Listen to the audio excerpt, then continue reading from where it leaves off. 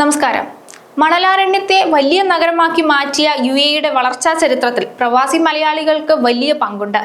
ആധുനിക കെട്ടിടങ്ങളും അത്യാധുനിക സൗകര്യങ്ങളും കൊണ്ട് രാജ്യം ദിനംപ്രതി വികസിക്കുമ്പോഴും ആ വികസനത്തിന്റെ യഥാർത്ഥ ശില്പികളായ സാധാരണ തൊഴിലാളികളുടെ ജീവിതം ഇന്നും ഒരു ചോദ്യചിഹ്നമായി അവശേഷിക്കുന്നുണ്ട്.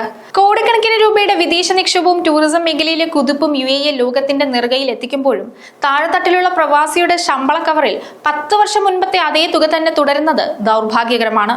പണപ്പെരുപ്പവും വർദ്ധിച്ചു വരുന്ന താമസ ചെലവും സാധാരണക്കാരന്റെ നട്ടലൊടിക്കുമ്പോൾ രാജ്യത്തിന്റെ ഐശ്വര്യത്തിൽ തങ്ങൾക്കും അർഹമായ പങ്കുണ്ടാകണമെന്ന പ്രതീക്ഷയിലാണ് ഓരോ പ്രവാസിയും 2025 എന്ന വർഷത്തോടെ വിട പറയുന്നത്. പ്രത്യാശകളുടെ 2026ലേക്ക് കടക്കുമ്പോൾ തങ്ങളുടെ അധ്വാനത്തിന് അർഹമായ മൂല്യം ലഭിക്കുമോ എന്ന വലിയൊരു ചോദ്യമാണ് പ്രവാസ ലോകം ഉയർത്തുന്നത്. എന്നാൽ പ്രതിദിനം വളരുന്നുണ്ടെങ്കിലും എല്ലാ പ്രവാസികളുടെ കാര്യവും അങ്ങനെയല്ല. പലരും ഇന്നും തുച്ഛമായ ശമ്പളത്തിലാണ് ജീവിതം തള്ളി നീക്കുന്നത്.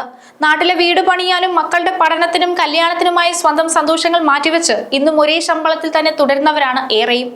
ദുബായ് ഉൾപ്പെടെയുള്ള നഗരങ്ങളിലെ വാടക വർധനവ് കാരണം പല പ്രവാസികളും നഗരഹൃദയങ്ങളിൽ നിന്ന് മാറി ദൂരെയുള്ള ലേബർ ക്യാമ്പുകളിലേക്കോ ഷെയറിംഗ് റൂമുകളിലേക്കോ മാറുന്നുണ്ട്.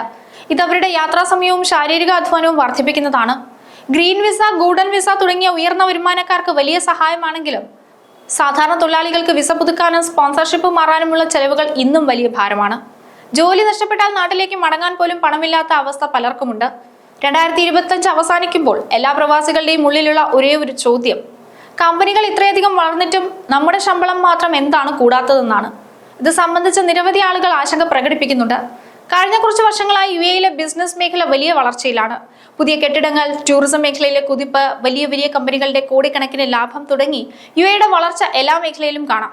എന്നാൽ ഈ വളർച്ചയുടെ ഭാഗമാകാൻ താഴെത്തട്ടിൽ ജോലി ചെയ്യുന്ന തൊഴിലാളികൾക്ക് പലപ്പോഴും സാധിക്കുന്നില്ല.